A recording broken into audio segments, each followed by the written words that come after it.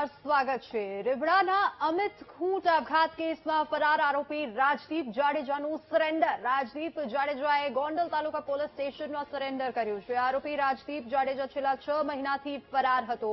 Amit ખૂંટની suicide નોટમાં રાજદીપ અને તેના પિતાનું નામ સામે આવ્યું હતું। પોલીસે રાજદીપ અને અનિરુદ્ધસિંહ સામે આત્મહત્યા માટે દુષ્પ્રેરણાનો ગુનો નોંધ્યો છે। અનિરુદ્ધસિંહ જાડેજાએ થોડા સમય અગાઉ કર્યું હતું આત્મસમર્પણ અને અત્યાર સુધી રાજદીપને કોણે આશરો આપ્યો તેની તપાસ થશે। ડીવાયએસપીએ આ નિવેદન આપ્યું છે। કઈ કઈ જગ્યાએ રાજદીપ ફર્યો તેની પણ તપાસ કરાશે।